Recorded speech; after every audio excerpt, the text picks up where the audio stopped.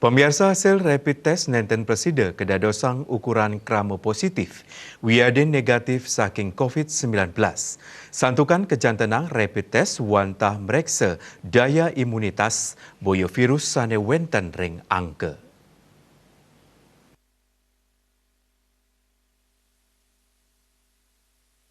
Ketua Satgas COVID-19 Perhimpunan Dokter Spesialis Penyakit Dalam Indonesia PAPDI Cabang Bali Profesor Ketututi Parwati Merati Mausang sajroning rapid test sane kaprikse wantah antibodi boyo virus. Prade sampun keni penglahlah COVID-19 janten angge pacang wentuk antibodi sane preside ke tes antuk rapid. Muatanggalah 5 kantos 6 rahina angge ngewentuk antibodi.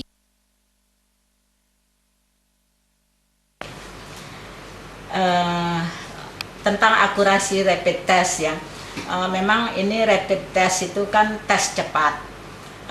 Yang diperiksa di sini bukan virusnya, yang diperiksa adalah antibodi terhadap virus tersebut. Jadi seandainya kita sudah tertular oleh satu virus, misalnya dalam hal ini COVID-19, maka tubuh kita akan membentuk zat kekebalan tubuh atau antibodi ya, yang itu bisa dites dengan cepat dengan alat yang namanya rapid test tadi ya.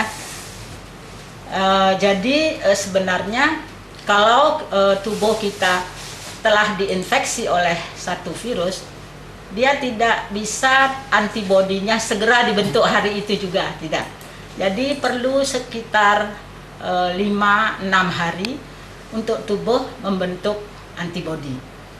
Karena itulah misalnya sekarang seseorang dites, kemudian besoknya dites, sekarang orangnya terinfeksi, kemudian besoknya dites rapid, mungkin saja tes rapidnya masih negatif, ya.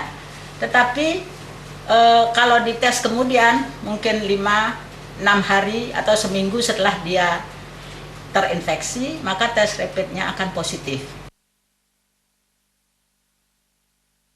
Nyantenang hasil diagnosis saking rapid test puniki patut kemargiang tes PCR.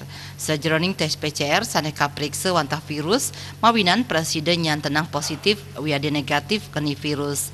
Tes puniki patut kemargiang pingkalih. Yening hasil tes positif mejanten krama inucap positif COVID-19. Sukma Miwah Juliana nguningaya.